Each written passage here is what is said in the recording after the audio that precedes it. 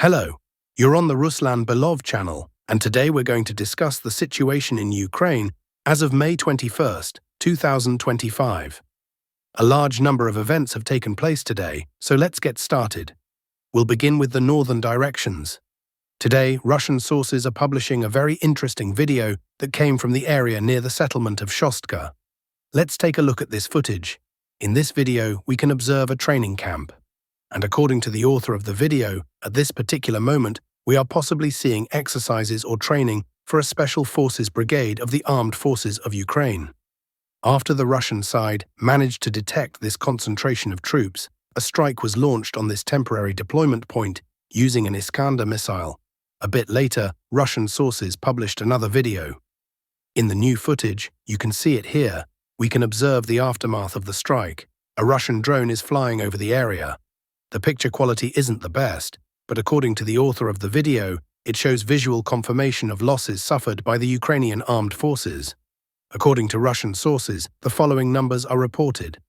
Total losses among the Ukrainian Special Forces Brigade amount to at least 70 personnel, including 20 instructors. It is possible that these 20 instructors were foreign nationals. In addition, the strike destroyed a warehouse and up to 10 military vehicles of the Ukrainian armed forces. As for the Ukrainian side, they also released figures today. The most important thing is that the strike itself was confirmed by Ukrainian sources. They officially acknowledged that yes, such a strike took place. However, in terms of casualties, the Ukrainian side only acknowledges 10 wounded and up to 6 killed. So, as we can see, the numbers differ significantly. Some sources suggest that this discrepancy may be due to the presence of foreigners at the training site, either volunteers or mercenaries. Some individual experts speculate that French units may have been present, but this may be just speculation and nothing more. However, this is not the only event that took place today near the border area between Sumy and Bryansk regions. According to some reports, Ukrainian armed forces, specifically individual sabotage and reconnaissance groups, managed to penetrate through the Bryansk forest and got very close to the city of Bryansk itself. Information indicates that the forest was promptly sealed off, and clearing operations are currently underway in this wooded area. Now take a look at how these two events are potentially connected. A strike was carried out on a Special Forces Brigade near Shostka, and a bit to the northeast, we're receiving information that Ukrainian units managed to reach the settlement of Lopush, which is only a few dozen kilometers from Bryansk. This possibly means that the saboteurs entered Bryansk territory and were later discovered by local civilians, who then passed the information on to the authorities. There is a strong likelihood that these two incidents are somehow connected. The presence of saboteurs in the Bryansk region, more precisely in the Bryansk forest, as well as the preparation of similar specialists by the Ukrainian armed forces in the border areas, may indicate that the Ukrainian side is preparing more daring and powerful sabotage operations in this sector of the front. It seems likely that the Russian side will closely monitor this direction in the near future, and that we should expect further deployment of Russian forces in this area. It is also reported that during the night, a large number of drones were shot down over Bryansk and the Kursk region. In fact, 41 drones were shot down over the Bryansk region alone. Among them were likely reconnaissance drones conducting area surveillance. Furthermore, a significant number of drones were also shot down over Oryol and Kursk, regions neighboring Bryansk. So perhaps another provocation in this area will take place again soon. Now we move on to the Sumy direction. Today the main events are unfolding around the settlement of Dnipropetrovsk. Neutral cartographers have updated their maps, and according to publicly available information, by the end of May 20 and the beginning of May 21, Russian armed forces had fully established control over the settlement of Lochnia. Since Lochnia smoothly transitions into Dnipropetrovsk, it can be confidently said that Russian units have already entered the northern outskirts of Dnipropetrovsk itself. Although no official news has been released yet, we may soon start receiving the first confirmed visual evidence from this direction. Next, we move on to the Kharkiv sector of the front. Today, pro-Ukrainian cartographers and experts raised the alarm, noting that the Russian army continues to concentrate its units along the border between Kharkiv and Belgorod regions. A significant presence of Russian forces is recorded on this section of the front. Let me remind you that we've drawn attention to this area multiple times. Just a few days ago, we discussed the situation near the settlement of Zhuravlevka, where a substantial number of Russian units were present. There were even attempts by the Ukrainian armed forces to strike at the concentrations of Russian troops. Apparently, that process hasn't stopped. Currently, the Russian army continues to gather and concentrate its forces in this area. However, when it comes to the western flank, we are currently only seeing a concentration of forces there, without any attempts to cross the border or move toward Kozacha Lopan, Mali Prokhody, or the village of Udi. The main activity today is unfolding specifically on the eastern flank, particularly in and around the area of Vovchansk. Today there's even a slight map update. On this section of the front, in the southern part of northern Vovchansk, Ukrainian FPV drone operators from the 57th Brigade have published footage showing a series of FPV drone strikes on Russian soldiers, including Russian saboteurs who were attempting to cross the Vovcha River and reach the Ukrainian side. For example, this particular episode occurred at this point. Right here was a Russian saboteur who, judging by the footage, was either trying to swim across the Vovcha River toward the industrial plant or attempting to return, but was ambushed as seen in the video. There is also ongoing information that Russian forces are completing the clearing of northern Vovchansk. Just 5 minutes ago, apparently, new objective control footage surfaced, showing FPV drone strikes on Russian troops in the southeastern part of northern Vovchansk. Before the next video update, we'll likely mark this part of Vovchansk on the map as under the control of the Russian armed forces.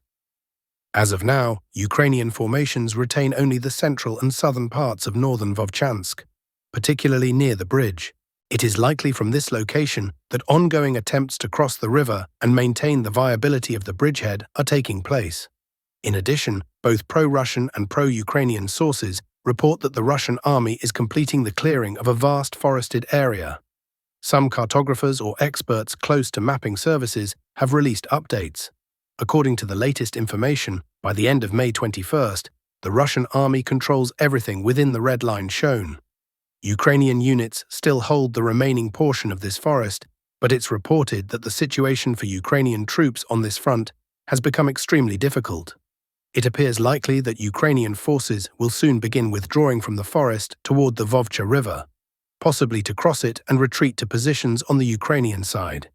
So in the Kharkiv direction, we are clearly seeing that the Russian offensive and activity in this area are gaining momentum. Now let's move to the Kupiansk section of the front. Here, once again, there are no changes today, neither on the northern nor southern Kupiansk directions. However, on the southern Kupiansk front, there is some objective control footage. We see strikes with FAB bombs, LMUR missiles, and artillery against Ukrainian positions, particularly in the area of Rydkodub, where fighting has been ongoing for the second or even third week now. FPV drones are also being used to target positions closer to the town of Lyman. We can see that the Russian army is gradually clearing forest belts, fields, and roads, establishing full control over all supply routes and steadily advancing toward Lyman.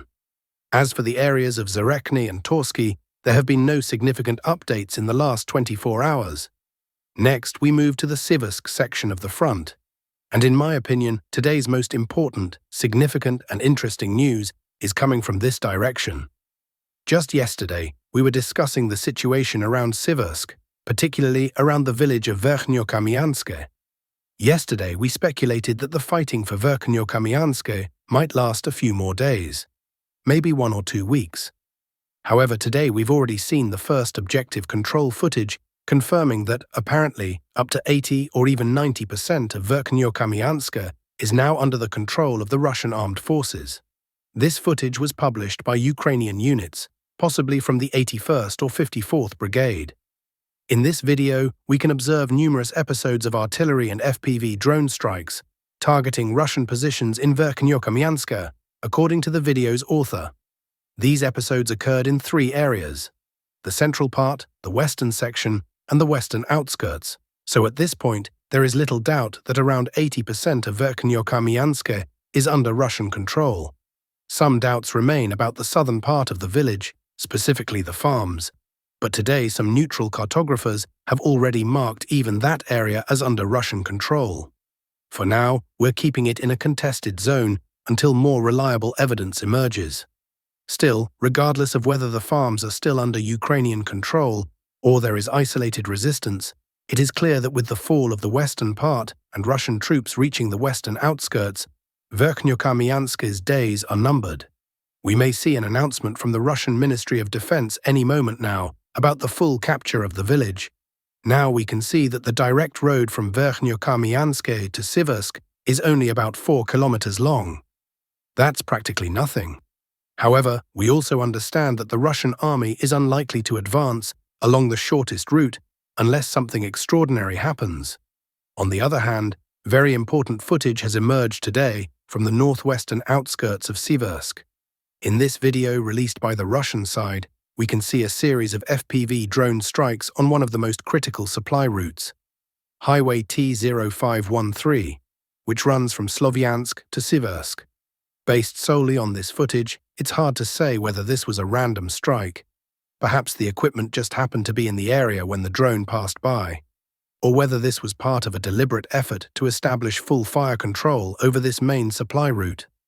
If this is indeed an intentional campaign to establish fire control using FPV drones, it's likely that Russian forces will first attempt to straighten the front line around the railway in the areas of Vyemka and Ivan-Daryivka, and then continue toward Verkhnyokamyansk. They may then align the front further west from Verkhnyokamyansk through Hrihorivka and Serebryanka to the area of Severozavod. After completing these maneuvers, a full-scale assault on Siversk may begin. Still, it's very hard to make predictions, as the situation could develop in many different ways.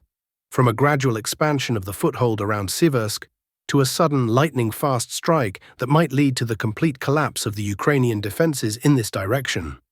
In any case, the primary objective for the Russian army has already been achieved. That is, the capture of Verkhnyokamyansk with its fortified perimeter, and possibly the establishment of fire control over the T0513 highway.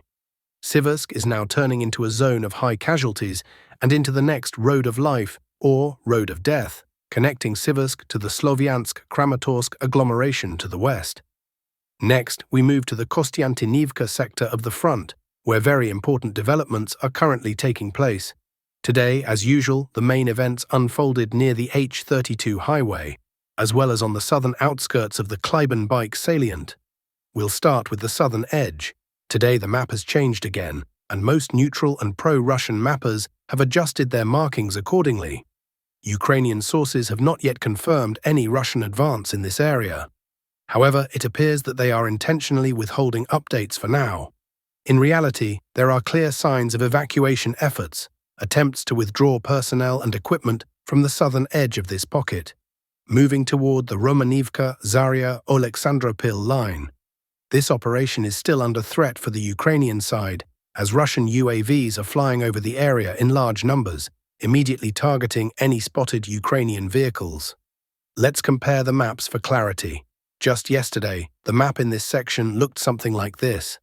Most of this territory was marked as contested by pro-Ukrainian sources. Even yesterday, the first signs emerged that a rapid tactical withdrawal could begin here. By the evening of May 21st, footage and map adjustments clearly indicated that the southern part of Stara Mykolaiivka had nearly come under full Russian control. Summing up reports from pro-Russian, neutral, and even some pro-Ukrainian sources, both reliable and questionable, we can say that as of the end of May 2025, at least 60% of Stara Mykolaiivka is under Russian control. But keep in mind that this information was published at around 10 to 11 a.m. on May 21st. By the evening, further updates were expected, and tomorrow the map might be revised again. Moving on to the H32 highway, Russian forces are steadily expanding their control zone along both the western and eastern sides of the road. Today, reports indicate that Russian troops cleared another pocket of resistance, including forest belts in the direction of Yablunivka. This is how the map looked just yesterday. Today, several mappers, including relatively reliable ones, have made further adjustments. Pro-Russian analysts report that Russian forces have reached the last tree line directly across from Yablunivka itself. So possibly by tomorrow or the day after, Russian assault or reconnaissance groups might enter the southwestern part of the village, marking the beginning of the assault on the settlement. This would be a major media victory and potentially a psychological blow. A Russian entry into Yablunivka could trigger a faster Ukrainian evacuation from the southern part of the salient.